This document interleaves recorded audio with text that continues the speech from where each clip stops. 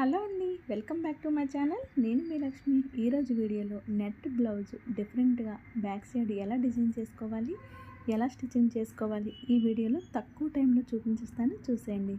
ముందుగా blouse shoulder కోసం 6 inches పెట్టాను. లెంత్ వచ్చేసి 15 ఇంచులు తీసుకుంటున్నాను. తయారయ్యేసరికి బ్లౌజ్ 14 ఇంచులు అవుతుంది. అయితే 1 ఇంచు ఖర్చు కోసం పెట్టుకుంటూ ఇలా 15 ఇంచులు బ్లౌజ్ లెంత్ తీసుకున్నాను. చెస్ట్ లూజ్ వచ్చేసి 9.5 తీసుకున్నాను. అంటే మీరు మీ బ్లౌజుల కొలతలను బట్టి మీరు పెట్టుకోండి. చెస్ట్ లూజ్ వచ్చేసి పెట్టిన తర్వాత 2 ఇంచెస్ ఎక్స్ట్రా ఖర్చు కోసం పెట్టుకోవాలి. కింద కూడా సేమ్ నడుము లూజ్ మీకు ఎంత వస్తుందో అంత తీసుకోండి. నేనైతే 8.5 పెడుతున్నాను. 1 ఇంచు డాట్స్ కోసం పెట్టుకొని 2 ఇంచెస్ ఎక్స్ట్రా ఖర్చుల కోసం కింద సైడ్ పెట్టుకోవాలి. ఇలా పెట్టుకున్న తర్వాత ఇక్కడ మనకి ఆర్మోల్ రౌండ్ తిరిగే దగ్గర 1.5 ఇంచ్ దగ్గర మార్కింగ్ చేసుకొని ఇలా కర్వ్ డ్రా చేసుకోవాలి. ఇప్పుడు నడుము వచ్చేసి 5 ఇంచెస్ తీసుకుంటున్నాను. 4.5 తయారవుతుంది. ఇలా 5 ఇంచెస్ నడుము మార్కింగ్ చేసుకొని మిగతా 10 ఇంచెస్ మనకి ఇలా నెక్ కోసం తీసుకుంటున్నాను. ఇప్పుడు పై వైపున 2.5 మాత్రమే పెట్టానండి. చూడండి, కింద మాత్రం 3 ఇంచెస్ తీసుకొని ఇలా బాక్స్ షేప్ డ్రా చేశాను ఫస్ట్. ఆ తర్వాత ఇలా ఈ బాక్స్ లోపలనే ఇలా రౌండ్ ఇచ్చానండి. ఇలా రౌండ్ ఇవ్వడం వల్ల మనకి నెక్ అనేది కొంచెం బ్రాడ్గా వస్తుంది, చూడటానికి బాగుంటుంది. ఇలా కట్ చేసుకున్న లైనింగ్ క్లాత్ని మనం మెయిన్ క్లాత్ పైన పెట్టుకొని కట్ చేసుకోవాలి. ఇలా కట్ చేసుకున్న తర్వాత మీరు కావాలంటే లైనింగ్ క్లాత్ మెయిన్ క్లాత్ పైన పెట్టుకొని స్టిచ్చింగ్ చేసుకొని రివర్స్ చేసేసుకోండి నెక్. నేనైతే అలా రివర్స్ చేయట్లేదు. ఇలా క్లాత్ పైన పెట్టేసి ముందు రౌండ్గా నెక్ అంతా ఒక స్టిచ్ వేసేసి తర్వాత క్రాస్ పట్టీతో నేను హెమ్మింగ్ చేస్తాను. ఇలా నేను ఫస్ట్ స్టిచ్చింగ్ అయితే చేసి తీసుకొచ్చాను.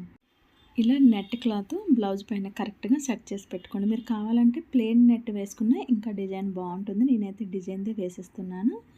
ఇలా మనం మెయిన్ క్లాత్ని అంతా కూడా సెట్ చేసుకున్న తర్వాత ఇక్కడ నడుము దగ్గర ఇక్కడ మిడిల్లో ఒక మార్కింగ్ ఉంది కదా, చూడండి.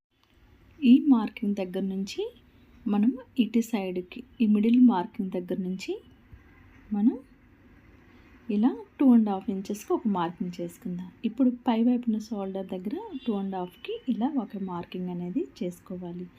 ఇలా చేసుకున్న తర్వాత పైన పెట్టిన 2.5 డాట్ దగ్గర నుంచి కింద పెట్టిన 2.5 డాట్ వరకు ఇలా లీవ్ షేప్ ఇచ్చుకుంటూ కరువులో ఈ విధంగా డిజైన్ కొంచెం కరువు తీసుకుంటూ ఈ విధంగా డిజైన్ చేసుకోవాలి. మనం ఎలా అయితే మార్కింగ్ చేసామో సేమ్ అదే విధంగా మనం కట్ చేసుకోవాలి.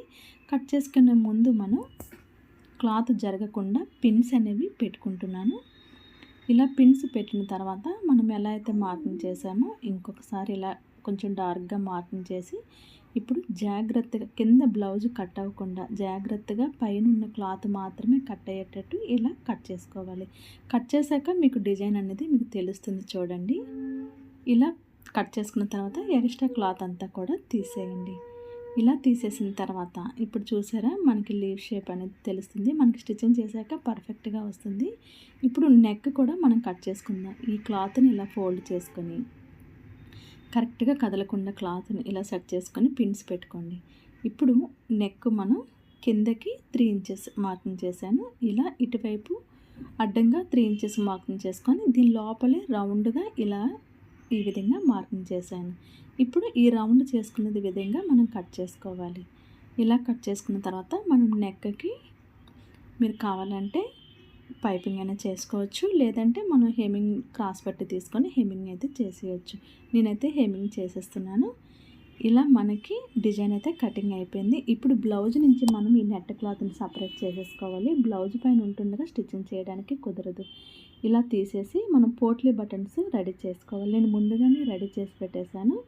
ఈ పోట్లీ బటన్స్ మనం నెట్ క్లాత్ పైన 1 ఇంచ్ మార్కింగ్ చేసుకుంటూ పోట్లీ బటన్స్ అనేవి పెట్టుకొని స్టిచ్చింగ్ చేసుకోవాలి. నేను మార్కింగ్ చేస్తే కనిపించట్లేదు, వైట్ చాక్తో చేశాను ఆల్రెడీ.